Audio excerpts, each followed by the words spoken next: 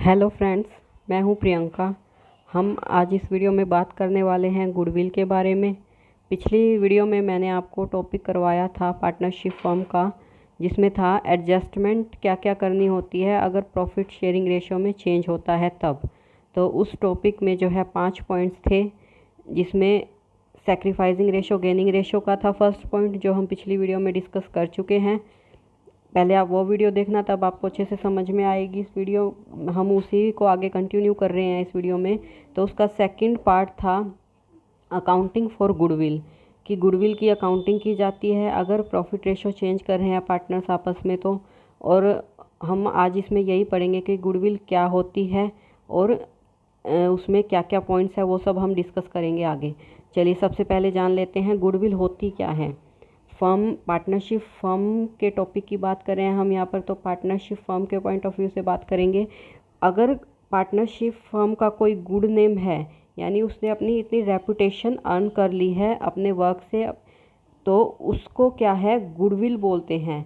यानी कि जो वैसे ही सेम बिजनेस और है मार्केट में, उनसे ज़्यादा उस फर्म की वैल्यू है, तो वो ज़्यादा वैल्यू जो है वो गुडविल होती है। अगर उस फर्म को कल को हम सेल कर रहे हैं, वो अपने जो है बिज़नेस सेल करना चाह रहे हैं मान लो, तो उसी सेम मार्केट में जो अगर उतनी ही कैपिटल लगा के और कोई पर्सन बिज़नेस कर रहा है, फर्म बिज़नेस कर रही है, उससे ज़्यादा उसकी जो भी एसेट्स की वैल्यू होगी, जो भी यानी एसेट लायबिलिटी लेस करके जो भी एक्सेस वैल्यू आएगी उसकी, वो गुडविल मानी जाती है पार्टनरशिप फर्म में। तो गुडविल क्या है, जो बेनिफिट होता है रेपुटेशन की वजह से, वो गुडविल होती है। इसमें क्या क्या है देखिए इसके कैरेक्टरिस्टिक्स। सबसे पहले तो ये एक इंटेंजिबल एसेट होती है। इंटेंजिबल एसेट का मतलब क्या है, जिसे हम देख नहीं सकते, टच नहीं कर सकते, जिसकी क्या है फिजिकल एग्जिस्टेंस नहीं होती है, वो होती है इंटेंजिबल एसेट। जैसे कि पेटेंट हो गया, ट्रेडमार्क हो गया, कॉपीराइट हो गया, ये सब भी इंटेंजिबल एसेट होती है। इन्हीं की तरह गुडविल भी इंटेंजिबल एसेट होती है। सेकंड है वैल्यूएबल एसेट। गुडविल एक वैल्यूएबल एसेट होती है। थर्ड है it is helpful in earning access profit. इससे एक्सेस प्रॉफिट होता है। जो एक्सेस प्रॉफिट होता है बिजनेस सेल करने पे, वही गुडविल कहलाती है। Its value is liable to constant fluctuation.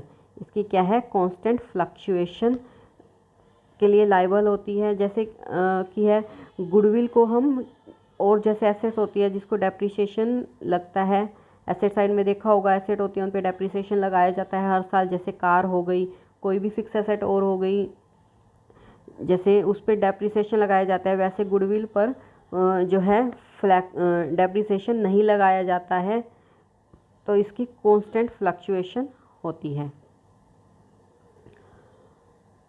It is valuable only when entire business is sold. अगर पूरा बिजनेस बेचा जा रहा है तभी इसकी वैल्यू होती है, क्योंकि तभी इसकी वैल्यू को कैलकुलेट किया जा सकता है। पूरा बिजनेस बेच रहे हैं, उसकी एसेट लाइबिलिटीज़ बेच रहे हैं, तो उससे ही जो एक्सेस प्रॉफिट आएगा उसी को गुडविल कहा जाता है। इसलिए जब पूरा का पूरा बिजनेस सेल करेंगे तभी ये वैल्यूएबल होती है, तभी इसकी वैल्यू कैलकुलेट कर सकते हैं।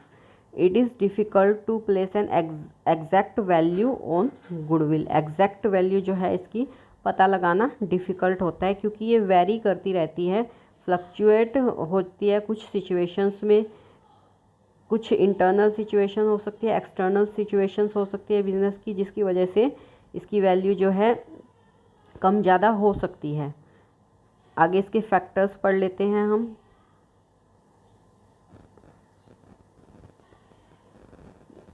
कौन कौन से फैक्टर्स जो हैं अफेक्ट करते हैं गुडविल को, गुडविल की वैल्यू को। अभी इसमें बताया ना कि इसकी एग्जैक्ट वैल्यू नहीं बताई जा सकती, क्यों, फ्लक्चुएट होती रहती है, कुछ फैक्टर्स अफेक्ट करते हैं। तो क्या क्या फैक्टर्स अफेक्ट करते हैं गुडविल की वैल्यू को, वो देख लेते हैं। Favourable location of the business.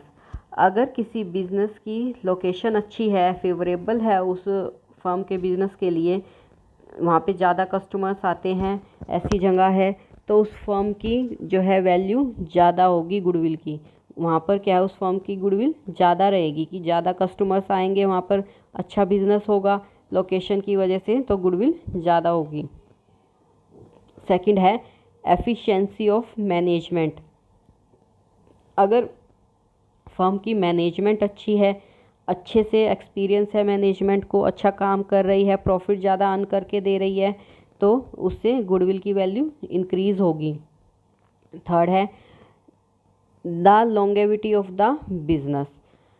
अगर बिजनेस जो है ज़्यादा टाइम से चल रहा है, यानी कि पुराना बिजनेस है, उसको टाइम पीरियड ज़्यादा हो गया करते हुए बिजनेस फर्म को, तो उसकी जो है फर्म की गुडविल अच्छी होगी, गुडविल ज़्यादा होगी। जितना पुराना बिजनेस है उसके कॉन्टैक्ट्स कस्टमर्स उतने ज़्यादा बनेंगे, लॉयल्टी बनेगी। अगर अच्छा जो है वो प्रोडक्ट या सर्विस देंगे कस्टमर्स को, तो इसलिए उस केस में क्या रहेगी, गुडविल इंक्रीज़ होगी। फिर नेचर ऑफ गुड्स पे भी डिपेंड करता है कि किस नेचर के गुड्स में जो है डील कर रही है फर्म, उसके हिसाब से उसकी गुडविल इंक्रीज़ होगी या डिक्रीज़ होगी। अगर डेली यूज़ की जैसे चीज़ें हैं तो उसकी सेल अच्छी होगी, डिमांड होगी उन चीज़ों की, सेल अच्छी होगी, प्रॉफिट अच्छा होगा, तो जिस वजह से जो है गुडविल इंक्रीज़ होगी। लेकिन अगर फैंसी चीज़ें हैं, कभी कभी यूज होने वाली चीज़ें हैं, तो वो कुछ ही लोग खरीदेंगे, कस्टमर्स कम होंगे, उसमें केस में क्या है, अगर प्रॉफिट मार्जिन अच्छा नहीं है तो वैल्यू डिक्रीज़ होगी गुडविल की। फिर है पोजेशन ऑफ लाइसेंस। अगर कोई फर्म जो है लाइसेंस होल्डर है या ऐसे जो है प्रोडक्ट में डील करती है जिसके लिए लाइसेंस इम्पोर्टेंट है, कोई इम्पोर्टेंट लाइसेंस है चाहिए है, वो कंपनी के पास अगर है, तो उस केस में क्या है, उसकी गुडविल अच्छी होगी। फिर क्या है मोनोपोलिस्टिक और अदर राइट्स। अगर कोई ऐसा बिजनेस कर रही है फर्म जो उस फर्म की मोनोपोली है मार्केट में, या उसके पास कोई पेटेंट है, जैसे ट्रेडमार्क है, कॉपीराइट है, इस चीज़ टाइप से है उसके प्रोडक्ट का, तो उसमें क्या है, उसकी डिमांड प्रोडक्ट की अच्छी होगी, सेल अच्छी होगी, जिस वजह से गुडविल भी इंक्रीज़ होगी। फिर है रिस्क इन्वॉल्व्ड। अगर ऐसा बिजनेस कर रही है फर्म जो रिस्की है, जिसमें ज़्यादा रिस्क है, तो उस केस में क्या है, गुडविल कम रहेगी। फिर ट्रेंड ऑफ प्रॉफिट। प्रॉफिट का ट्रेंड कैसा है, अगर इंक्रीज़ हो रहा है लगातार उसका प्रॉफिट फर्म का, तो उस केस में गुडविल ज़्यादा होगी। अगर प्रॉफिट कम हो रहा है कॉन्टीन्यूसली, तो गुडविल भी कम हो जाएगी, क्योंकि अल्टीमेटली प्रॉफिट पे ही डिपेंड करती है गुडविल। अगर ज़्यादा प्रॉफिट हो रहा है तो उस केस में गुडविल ही ज़्यादा होगी। फिर नेक्स्ट पॉइंट आता है फ्यूचर कंपटीशन। फ्यूचर में उस फर्म का कंपटीशन कितना है, कोई ऐसा प्रोडक्ट है जिसका मार्केट में कंपटीशन बढ़ रहा है, तो उस केस में कंपटीशन के केस में जो है प्रॉफिट मार्जिन कम हो जाता है, तो इससे क्या होता है, गुडविल भी कम हो जाएगी। अगर कंपटीशन नहीं है, मोनोपोली है, तो गुडविल ज़्यादा हो जाती है, क्योंकि प्रोडक्ट की डिमांड बढ़ती है, जिससे प्राइस बढ़ता है, प्रॉफिट बढ़ता है, और फिर उस पर गुडविल भी बढ़ जाती है। फिर है कैपिटल रिक्वायर्ड। अगर मान लीजिए हमारा जो बिज़नेस है वही मार्केट में और भी बिज़नेस कर रहे हैं उतनी ही कैपिटल लगाकर, जो फर्म ने उतनी ही कैपिटल लगाकर कर रखा है, तो कैपिटल देखी जाती है उस केस में। अगर सेम प्रॉफिट अर्न कर रही है, मान लीजिए एक दो फर्म है, एक ए फर्म है, एक बी फर्म है, दोनों का सेम प्रॉफिट है, इसका भी 1 लाख प्रॉफिट है, इसका भी 1 लाख प्रॉफिट है ईयरली, तो इस केस में कैपिटल देखी जाएगी कि किसने ज़्यादा लगाई हुई है। ए ने मान लीजिए 5 लाख कैपिटल लगा रखी है और बी ने 7 लाख कैपिटल लगा रखी है, तो इसने 5 लाख ही लगाकर 1 लाख कमा लिया, और इसने ज़्यादा कैपिटल लगाकर भी कम कमाया है, ए बराबर ही कमाया है, 1 लाख ही कमाया है। तो यानी कि प्रॉफिट किसका ज़्यादा है, ए फर्म का ज़्यादा है, क्योंकि उसने कैपिटल कम लगाई हुई है, तो इसकी गुडविल ज़्यादा है। तो इस तरीके से देखा जाता है। अगर सेम बिजनेस वाली फर्म है, उसका क्या है, प्रॉफिट सेम आ रहा है हमारे फर्म जितना, तो कैपिटल देखेंगे किसने ज़्यादा लगाई हुई है, किसने कम लगाई हुई है। जिसने कम लगा के ज़्यादा प्रॉफिट कमा रखा है, ऑब्वियसली उसकी जो है गुडविल ज़्यादा होगी। इसके अलावा कुछ और पॉइंट्स हैं, जैसे कि इंडस्ट्रियल रिलेशन क्या है फर्म के, गवर्नमेंट की पॉलिसीज़ कैसी है, फेवर में है फर्म के या नहीं है, पॉलिटिकल कंडीशंस क्या क्या हैं, और जो है प्रोडक्ट की क्वालिटी क्या है, तो पॉपुलैरिटी क्या है। इस सब चीज़ें जो हैं ये गुडविल को अफेक्ट करती हैं। देन नेक्स्ट हमारे पास जो टॉपिक आता है वो है क्लासिफिकेशन। गुडविल का क्लासिफिकेशन जो है दो तरीके से होता है, एक तो परचेज्ड गुडविल होती है और एक सेल्फ जनरेटेड गुडविल होती है। परचेज्ड गुडविल क्या है, अगर कि कोई पेमेंट करके पैसे देकर गुडविल जो है परचेज़ की जाती है तो वो परचेज्ड गुडविल होती है।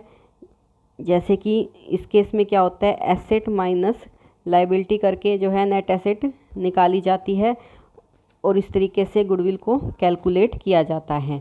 ये कब होती है, जब बिज़नेस को परचेज़ किया जाता है तब अराइज होती है और इसके लिए क्या है, बुक्स ऑफ अकाउंट कंसीडर किए जाते हैं। बैलेंस शीट साइड में क्या है, इसको एसेट के रूप में दिखाया जाता है क्योंकि इसके लिए हमने पेमेंट की है तो ये एसेट बन गई एक तरीके से हमारी, इसे एसेट साइड में दिखाया जाएगा और इसे डेप्रिसिएशन भी लगेगा क्योंकि ये और एसेट की तरह है, हमने परचेज़ किया, उसके लिए अमाउंट पे किया है तो इसको डेप्रिशिएट किया जाएगा इसकी यूज़फुल इकोनॉमिक लाइफ क्या है उसके हिसाब से। ठीक है, ये किस केस में होगा, परचेज्ड गुडविल के केस में होगा। फिर सेकंड आती है हमारे पास सेल्फ जनरेटेड गुडविल, जो कि परचेज नहीं की जाती, खुद से क्रिएट की जाती है। फर्म अच्छा बिजनेस कर रही है, ग्रो कर रही है, फेवरेबल कंडीशंस है उसकी, तो उस केस में उसकी गुडविल जनरेट हुई है। ठीक है, या फर्म में कोई ऐसा पर्सन है जिसका अच्छा नाम है मार्केट में, उसकी वजह से हुई है जनरेट। तो सेल्फ जनरेट गुडविल होती है वो जो खुद से जनरेट की जाती है एक लॉन्ग पीरियड ऑफ टाइम में। उसमें क्या है, उसको बुक्स ऑफ अकाउंट्स में नहीं दिखाया जाता है। इस गुडविल का जब भी पता चलता है जब पूरा का पूरा बिजनेस सेल किया जाता है। इसको हमने परचेज़ नहीं किया, इसके लिए कोई पेमेंट नहीं की है, इसलिए ये बुक्स ऑफ अकाउंट्स में भी नहीं दिखाई जाएगी।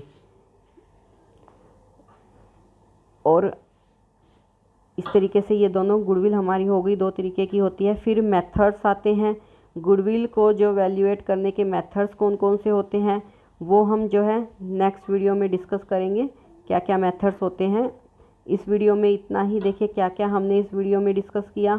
सबसे पहले गुडविल क्या होती है उसके पॉइंट्स देखे कि कैरेक्टरिस्टिक्स क्या क्या है। फिर हमने देखा कि फैक्टर्स कौन कौन से अफेक्ट करते हैं गुडविल की वैल्यू को। फिर हमने क्लासिफिकेशन किया कि किस तरीके से गुडविल हो सकती है, वो परचेज गुडविल भी हो सकती है या फिर सेल्फ जनरेटेड भी हो सकती है। फिर मेथड्स आएंगे, नेक्स्ट पार्ट में मैं आपको मेथड्स बताऊंगी, उनके फॉर्मूले बताऊंगी, साथ ही उनके क्वेश्चंस भी कराऊंगी जिससे कि अच्छे से क्लियर हो जाएगा आपको। इस वीडियो के लिए इतना ही, मिलते हैं नेक्स्ट वीडियो में। Thank you so much.